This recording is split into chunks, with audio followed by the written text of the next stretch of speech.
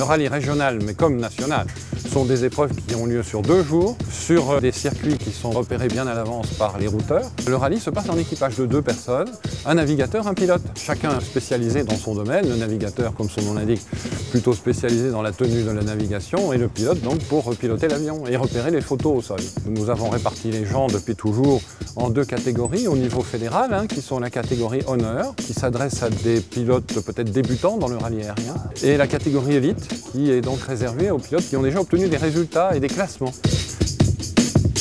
L'épreuve, ça consiste à récupérer une enveloppe dans laquelle se trouve une carte vierge, des cartes vierges et des éléments pour tracer tous nos points tournants. Donc on dispose d'un temps limité d'environ une trentaine de minutes pour tracer la navigation, tous les points tournants, minuter, préparer les photos que l'on est censé voir en vol. Celle-là s'appelait raquette.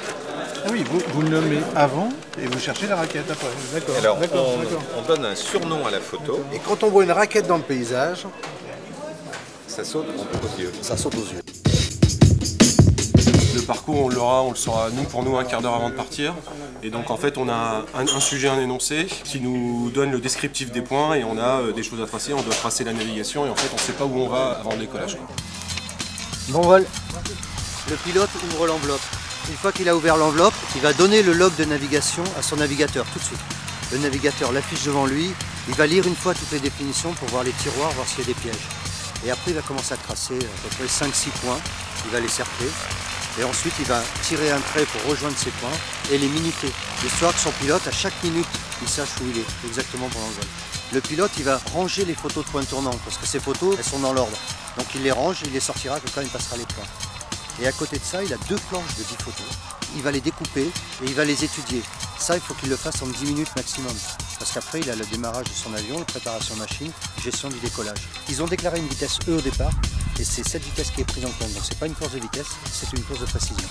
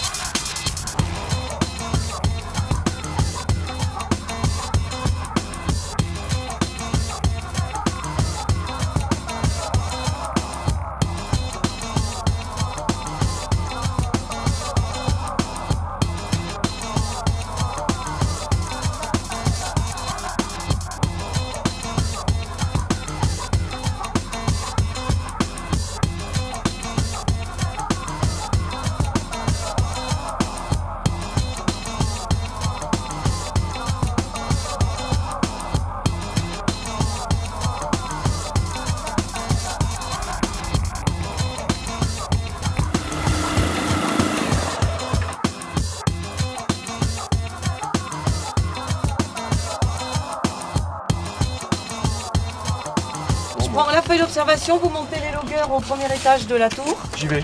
Et après pour descendre, pour débriefer avec Michel. Voilà. Ah, les loggers, ok, merci. C'est un enregistreur en fait, ça enregistre la position de l'avion toutes les secondes. Et après on a un logiciel qui permet de savoir, il y a un log de nav où on doit passer tel point à telle heure. Et donc le logiciel compare le temps de passage au temps théorique et compte des pénalités. Alors ça donne quoi? Ça donne ça. On n'a pas de 90? Non, mais vous n'êtes plus là. Autrement, starting point, non, autrement tout est bon. Toutes les photos que tu as vues, elles sont effectivement bien plotées, c'est précis. Il manque 4 photos. Elle est dure là, le château d'eau à voir sur la deuxième branche? C'est une espèce de petite station ou un petit transformateur. Enfin, c'est ce tout petit oui. truc que je l'ai pas vu. Ouais. 0. Quand c'est 0, c'est bon. Pour une fois que j'ai un 0. 5 du 9, vous la voyez à 3 du 9. Dommage de voir toutes les photos et de ne pas bien les positionner. Donc on est capable. Oui, bien sûr qu'on est capable. Quand on fait ça, on est capable. Là, c'est de la précision. Tous les points tournants sont justes, toutes les photos sont vues. C'est juste un petit problème de positionnement des photos sur la carte, avec une erreur de plus d'un nautique. Parce que quand on passe bien sur tous les points tournants, ça veut dire qu'on suit bien le trait. Donc les photos, on les voit, mais on n'arrive pas encore à les positionner correctement sur la branche, sur la carte, à l'endroit exactement où elle est. En navigation, les photos sont plus faciles en honneur et la navigation est beaucoup plus facile à tracer. La différence se fait là. L'élite, on essaye de tirer le niveau de l'élite pour se rapprocher de l'international. L'élite, c'est une passerelle pour accéder au groupe France. Et de ce groupe France, on va en sortir 4 qui vont aller faire les championnats du monde ou championnats d'Europe.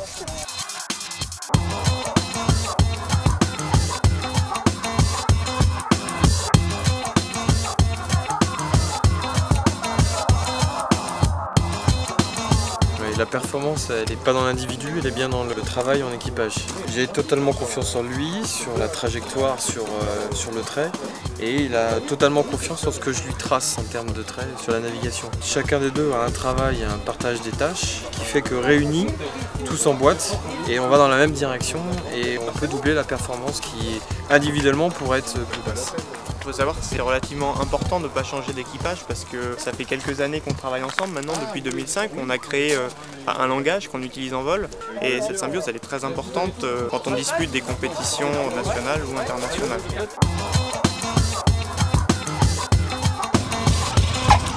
La navigation se termine par un atterrissage dit de précision.